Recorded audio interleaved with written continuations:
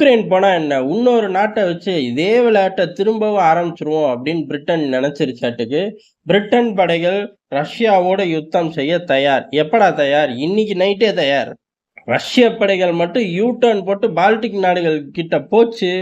உடனடியாக பிரிட்டன் படைகள் ரஷ்ய படைகளை தடுத்து நிறுத்தும்.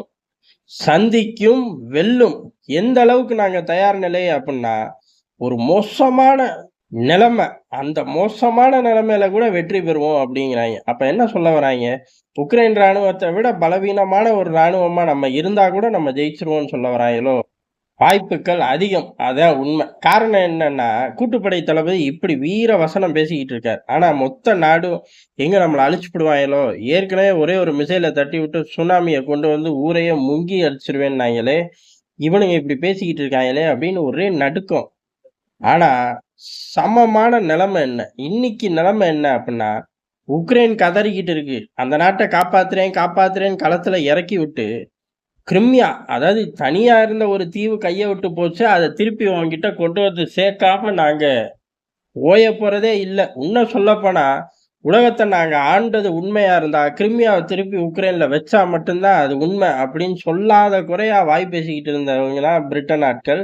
ஆனா இப்ப என்னடா அப்படின்னா, அப்படியே உக்ரைனை விட்டுட்டு பால்டிக் நாடுக்கு போயிட்டாங்க. சரி, பால்டிக் நாட்டுல நீங்க போற அளவுக்கு என்னடா பிரச்சனை இருக்கு?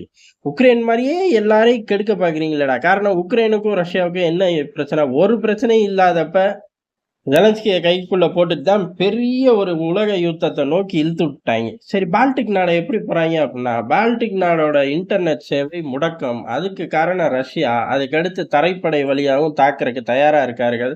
தடுக்க நாங்க போறோம். பால்டிக் நாடுகள்ல உள்ள யாரும் பயப்படவே வேணாம். அவன் சொன்னானாடா? அவனே ஏற்கனவே ஏகப்பட்ட வீரவசனம் பேசிட்டு, இப்ப எப்புட்றா சமாளிக்கிறதுன்னு உட்கார்ந்துகிட்டு இருக்காய்ங்க. இதுக்கு நடுவுல பிரிட்டன் தன்னோட வேலைய காட்டுது. தன்னோட சகுனி வேலைய பிரிட்டன் மீண்டும், மீண்டும் காட்டுது. ஆனா, இந்த தடவ ரஷ்யா உஷாராயிருச்சு.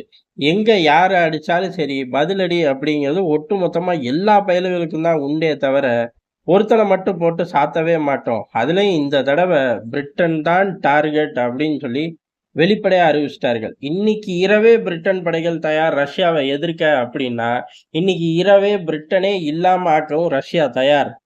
அப்படின்னு சொல்லி இந்த பக்கம் ரஷ்யாவும் அஃபிஷியலாவே ஸ்டேட்மெண்ட்டை ரிலீஸ் பண்ண ஆரம்பிச்சிட்டார்கள். ஏற்கனவே பிரிட்டன்ல ஒரு மயான அமைதி. அந்த அமைதியை எப்புட்றா கிளச்சி விடுறது அப்படிங்கிறதுக்கு தான் கூட்டுப்படை தளபதியவே கூட்டிட்டு வந்து பேச விட்டாங்க. தயார் நிலையில் நம்ம இருக்கோமா? நம்ம தயார் நிலையில இருக்கோம். எவ்வளவு தயார்? எவ்வளவு மோசமான சூழ்நிலை இருந்தாலும் சரி, வெற்றி பெறதுக்கு தயார் நிலையில இருக்கோம்.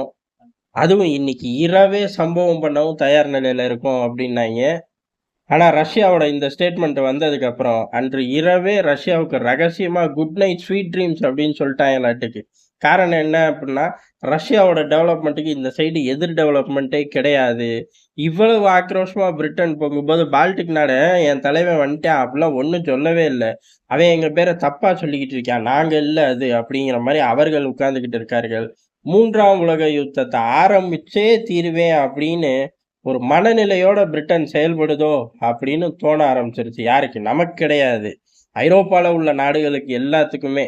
ஆனா அப்படியே ஆரம்பிச்சேன்னா நீ மட்டும் தான்டா இருப்ப அப்படின்னு சொல்லி எல்லாருமே மேக்ஸிமம் கலண்டுக்கிட்டார்கள். பிராந்திய வல்லரசு பிரான்ஸோ, ஜெர்மனியோ ஒரு பயலும் சப்போர்ட் பண்ண போறது கிடையாது. ட்ரம்ப்ப பொறுத்தவரை பிரிட்டனுக்கு சப்போர்ட் பண்ண மாட்டார். காரணம் என்ன அப்படின்னா, பிரிட்டனால தனக்கு என்ன ஆதாயம்னு பார்ப்பாரு. அந்த இடங்களுக்கு ட்ரம்ப் கூட்டிட்டு போவாரே ஒழிய, பிரிட்டன் ஒரு இன்னிங்ஸ ஸ்டார்ட் பண்ணிவிட்டு, அதுக்குள்ள அமெரிக்கா ட்ரம்ப் இல்ல. யாரு அமெரிக்க பிரசிடென்ட்டா இருந்தாலும் நுழைய மாட்டார்கள் அப்படிங்கிறது தான் எதார்த்தமான உண்மை. அப்ப இவ்வளவு கேலி கூத்து எதுக்கு? யாருமே பெரிய பிளேயர்கள் இல்ல.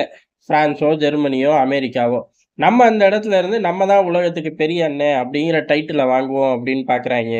இவனுங்க எந்த காலத்திலயும் யுத்தத்துல வென்றது கிடையாது. முழுக்க முழுக்க சூழ்ச்சி தான்.